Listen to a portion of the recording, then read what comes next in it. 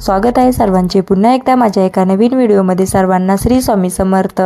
तर प्रत्येकाला आपले घर सुंदर व प्रसन्न दिसावे असे वाटत असते, पण ज्या काही महिला जॉब करत असतात व लहान मुले असल्यामुळे हे करणं शक्य होत नाही। त्यासाठी आज मी जे काही सांगणार आहे ते जर आपण नेहमी केले तर नक्की घर प्रसन्न व स्वच्छ दिसेल। त्यासाठी व्हिडिओ कुठेही स्किप न करता व्हिडिओ संपूर्ण पाहत राहा। व्हिडिओ आवडल्यास लाईक शेअर सबस्क्राईब करायला विसरू नका व कमेंटमध्येही सांगायला विसरू नका। चला मग जास्त वेळ न घालवता आपण व्हिडिओला सुरुवात करूया। सर्वात अगोदर उठल्यावर खिडक्या ओपन करून घ्यायच्या, कारण रात्रभर आपण खिडक्या लॉक केल्यामुळे त्या दमट झालेल्या असतात आणि मग त्या खोलल्यानंतर सकाळची जी शुद्ध हवा, प्रसन्न हवा, मोकळी हवा आपल्या घरामध्ये येत असते। त्याच्यानंतर जे अस्तव्यस्त झालेले कपडे, विशेषतः टॉवेल, तर ते मुलं तसेच अंग वगैरे पुसून तसेच ओळे ठेवून देतात। त्यामुळे त्यांना कोबट वास वगैरे येतो, त्यामुळे ते लगेचच्या लगेच दोरीवर टाकून द्यायचे। त्याच्यानंतर जे आपल्या बेडरूममध्ये बेडवर बेडशीट आणि उशांना कवर वगैरे आपण घालतो, त्यामुळे ते हवा बंद झालेले असतात आणि त्यांना बुरशी वगैरे येत असते। तर 2-3 दिवसात किंवा 8 दिवसात बेडशीट बदलून चेंज करून क्लीन करून घ्यायची आणि बेडशीट टाकायच्या आधी थोडा वेळ गादी आणि उशांना खेळत्या हवेमध्ये म्हणजे मोकळ्या शुद्ध हवेमध्ये ठेवून द्यायचे थोडा वेळ। त्याच्यानंतर जे सोफा सीट असतो, बहुतेकांचा सोफा सीट असा जॉईंट असतो, तर इथे माझा लाकडाचा सोफा सीट आहे।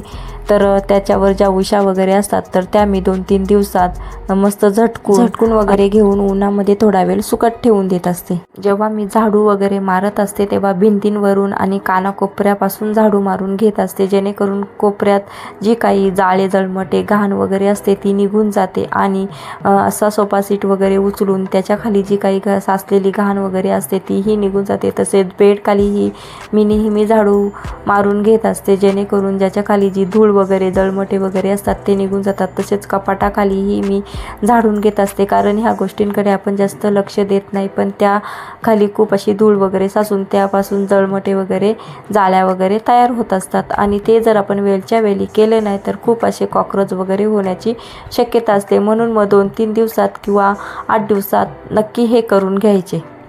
हे मी सर्व 2 दिवसात करून घेतच असते। त्याच्यानंतर माझा बाहेरचा जो पॅसेज आहे, चपला वगैरे आपण तिथे ठेवत असतो, तर तिथे स्टँड वगैरे असतो चपलांचा, तर खूप साऱ्या अशा चपला वगैरे असतात, त्या अस्तव्यस्त झालेल्या असतात। तर त्या 2-3 दिवसात, जरी 2-3 दिवसात नाही जमले तर 8 दिवसात त्यांना झटकून व्यवस्थित स्टँडवर लावून मस्त स्टँड खालूनही झाडून घ्यायचा असतो, म्हणजे स्टँडलाही झटकून वगैरे घ्यायचा असतो आणि झाडून वगैरे सर्व जाळ्या वगैरे काढून घ्यायच्या असतात। तर मी हे 2-3 दिवसात किंवा 8 दिवसामध्ये मला जसा टाईम भेटतो तसा मी हे नेहमी करतच असते। त्यानंतर आपला जो बेसिन असतो, म्हणजे टॉयलेटच्या बाथरूमच्या बाजूचा, तर तो बेसिन नेहमी म्हणजे घासून घ्यायचा असतो, हँडवॉश वगैरे निरमा पावडर वगैरे टाकून, कारण आपण जेव्हा ब्रश वगैरे करतो आणि गुळणा वगैरे करत असतो तर त्यावर पाणी खूप असा साचलेला असतो आणि त्या साचलेल्या पाण्यापासून त्याला शेवाळ वगैरे येत असतो। त्यामुळे मी हे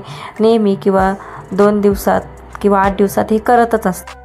बेसिन वगैरे पुसून झाला का मी लगेचच जो आपला सोफा सीटवरच्या उशा वगैरे काढून घेतलेल्या असतात त्यालाही लगेचच ओल्या कपड्याने पुसून घेत असते आणि थोडा वेळ सुकून देते। त्याच्यानंतर लगेचच ज्या खिडक्यांच्या काचा वगैरे असतात त्या पुसून घेत असते। मी हे रोजच्या रोज करून घेत असते, जरी मला रोज नाही करायला भेटले तर 2 दिवसात किंवा 8 दिवसात मी हे करतच असते।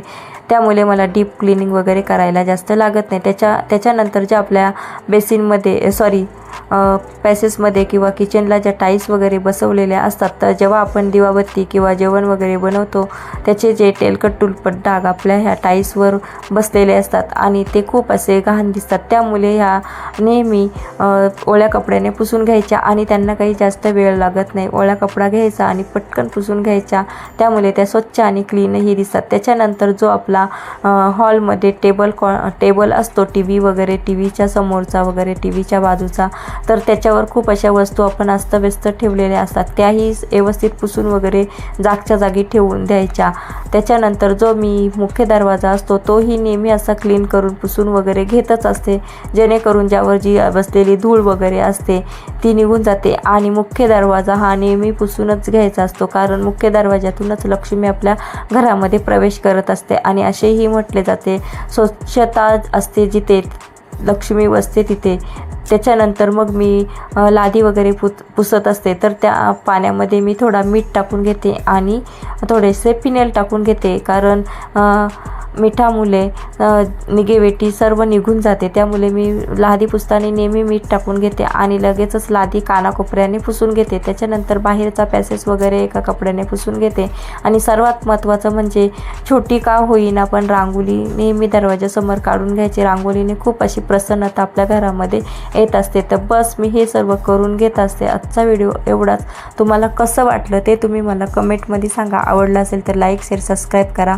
पुन्हा भेटू अशाच एका नवीन व्हिडिओमध्ये. तोपर्यंत सर्वांना बाय. श्री स्वामी समर्थ.